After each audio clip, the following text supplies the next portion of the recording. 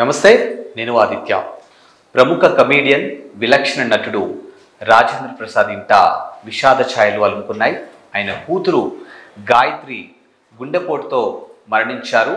మరి ఆవిడ ఇంత చిన్న ఏజ్లో గుండెపోటుతో మరణించడానికి గల కారణాలు, ఇకపోతే అసలు రాజేంద్ర ప్రసాద్తో తన కూతురికి ఎలాంటి బాండింగ్ ఉందో తెలుసుకునే ప్రయత్నం చేద్దాం. సో ప్రస్తుతం మనతో పాటు స్టూడియోలో ఉన్నారు ప్రముఖ సినీ క్రిటిక్ యజ్ఞమూర్తి గారు. సార్ని అడిగి మరిన్ని విషయాలు తెలుసుకుందాం. సార్ నమస్కారం. సార్ నమస్తే ఆదిత్య.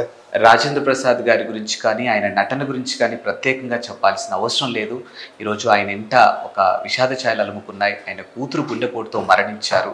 మరి కూతురుతో ఆయనకి ఏ విధమైనటువంటి బాండింగ్ ఉండేది అసలు? రాజేంద్ర ప్రసాద్ గారు విలక్షణ నటుడు, మీరు చెప్పినట్టు ఒక కామెడీ హీరోగా మోర్ దాన్ 1.5 డికేడ్ ఆయన రాజ్యం చేశారని చెప్పాలి తెలుగు సినిమా ఇండస్ట్రీలో. సో ఆయనకి ఒక కొడుకు బాలాజీ, కూతురు గాయత్రి ఉన్నారు. గాయత్రితోటి ఆయనకి అనుబంధం చాలా ప్రత్యేకమైందని చెప్పాలి. ఆమె ఈరోజు ఉదయం గుండెపోటుతో కార్డియాక్ అరెస్ట్ అయ్యి మరణించడం అనేది సో అందరికీ షాక్ కలిగించింది. ఇది అత్యంత విషాదకరమైనటువంటి విషయం. ఆమెకి కేవలం 38 సంవత్సరాలే. అవును. సో చెప్పాలంటే రాజేంద్ర ప్రసాద్ గారికి నట వారసుడిగా ఆయన కుమారుడు ముందుగా వస్తారనుకున్నారు కానీ బాలాజీ, కానీ వారసులాలు వచ్చారు. సో గాయత్రి కుమార్తె సాయి తేజస్విని, ఆ అమ్మాయి బాలనటిగా తెలుగు చిత్ర పరిశ్రమలో అడుగుపెట్టి చక్కని పేరు సంపాదించున్నారు. సో మహానటి సినిమాలో ఇద్దరు కూడా తండ్రి కూతుళ్ళుగా నటించారు. అందులో అంటే తాత మనవరాలు తండ్రి కూతుళ్ళుగా నటించారు. సావిత్రి గారి చిన్నప్పటి క్యారెక్టర్ని ఆమె చేశారు. సో అలాంటి సాయి తేజస్విని లాంటి ఒక బాలనటిని అందించినటువంటి గాయత్రి ఈరోజు అలా హఠాన్ మరణం చెందడం అనేది నిజంగానే చిత్రసీమని షాక్ గురి చేసిందని చెప్పాలి. ఎందుకంటే రాజేంద్ర ప్రసాద్ కుటుంబం అనేది చిత్రసీమలో ఉన్నటువంటి అందరికి కూడా చాలామందికి అత్యంత సన్నిహితమైనటువంటి కుటుంబం. సో ఆమె న్యూట్రిషనిస్ట్ బేసికల్గా. కాకపోతే స్థూలకాయం బహుశా దానివల్ల ఆమెకి ఇబ్బందులు ఎదురై ఉండొచ్చు. ఛాతీ నొప్పితోటి ఆమె యాక్చువల్గా నిన్న ఏఏజీ హాస్పిటల్లో, గచ్చిబౌలిలోని ఏఏజీ హాస్పిటల్లో నేను చేర్పించారు.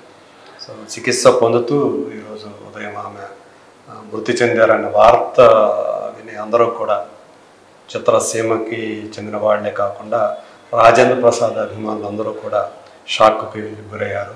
సో ఆయనతో అనుబంధం ఉన్న వాళ్ళందరూ కూడా సంతాపాలు వ్యక్తం చేస్తున్నారు. ఆమె పార్థివ దేహాన్ని కూడా సందర్శించి రాజేంద్ర ప్రసాద్ ఆయన ఓదార్స్తున్నటువంటి, పరామర్శిస్తున్నటువంటి దృశ్యాలు మనం చూస్తూ ఉన్నాము ఛానల్స్ ద్వారా.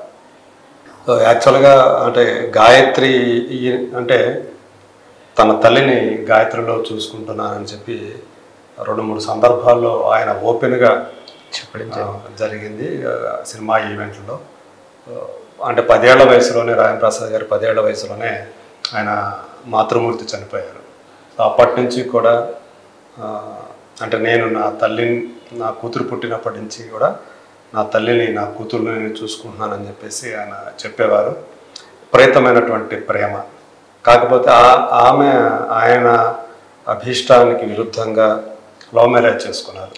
అప్పుడు కొంతకాలం ఆయన కూతురుతో మాట్లాడలేదు. ఆ కోపంలో ఈ విషయాలన్నీ కూడా బేవార్స్ అని చెప్పి ఈ మధ్య 2-3 సంవత్సరాల క్రితం అనుకుంటాను ఆ సినిమాలో ఆయన యాక్ట్ చేశారు. ఆ సినిమా ఈవెంట్లో ఆయన ఈ విషయం కూడా పంచుకున్నారు. ఎందుకంటే ఆ సినిమాలో అమ్మ మీద ఒక చక్కని, అంటే కూతురు అంటే ఏంటి అనే దాని మీద ఒక చక్కటి పాట ఉంది. దాని మీద అది ఆ టైంలో ఆ పాట విన్నప్పుడు తను చాలా ఎమోషనల్గా ఫీల్ అయ్యాని, కూతురు మీద తనకున్నటువంటి ప్రేమ అనేది మళ్ళీ అప్పుడు పొంగుకు వచ్చిందని, ఆ పాటను పదే తన కూతురికి చూపించేవాడిని కూడా ఆయన అప్పుడు చెప్పుకున్నారు. సో ఏదైనప్పటికీ కూడా రాజేంద్ర ప్రసాద్ గారి ఇంట ఇలాంటి ఒక విషాదం, మామూలుగా అత్తవారింటికి పంపించేసి అలా కాకుండా ఆయన ఇప్పటికీ కూడా ఆ కూతురుతోటి, అంటే మనవరాలను కూడా ఆల్మోస్ట్ తన దగ్గరే పెట్టుకుంటారు ఆయన. అలా అంటే తన తల్లిని, కూతురునే కాదు మనవరాలను కూడా చూసుకుంటానని కూడా చెప్పేవారు ఆయన. సో అంతగా ఆయన తేడాలు లేకుండా, సో అంటే కొడుకు మీద ఎంత ప్రేమ చూపిస్తారో కూతురు మీద అంతకంటే ఇంకా ఎక్కువ ప్రేమ చూపించేవాడు.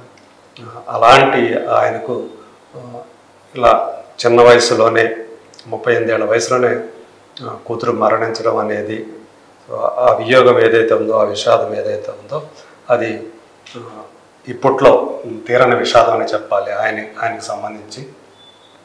ఇంకా మనవరాల్లోనే కూతురును కూడా, తల్లితో పాటు కూతురుని కూడా ఇంకా ఆయన చూసుకోవాల్సిన పరిస్థితి అనుకోవాలి. సో ఈ సందర్భంగా గాయత్రి గారి మృతికి వైల్డ్ తరపున మనం కూడా సంతాపాన్ని తెలియజేస్తూ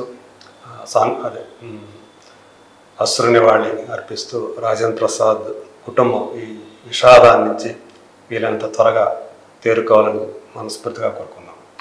ఎస్, సో సార్ చెప్పినట్టు ఇంత చిన్న వయసులో ఆవిడ చనిపోవడం అనేది నిజంగా బాధాకరమైన విషయం. మరి ఇప్పుడు ఆవిడ ఆత్మకి శాంతి చేకూర్చాలని మనందరం కోరుకుందాం. అలాగే తన 10 ఏళ్ల వయసులో తల్లిని దూరమైనటువంటి రాజేంద్ర ప్రసాద్ తన కూతుర్లో తన తల్లిని చూసుకుంటూ ఉన్నారు. అనూహ్యంగా ఇప్పుడు ఆవిడ కూడా దూరం అవ్వడం జరిగింది.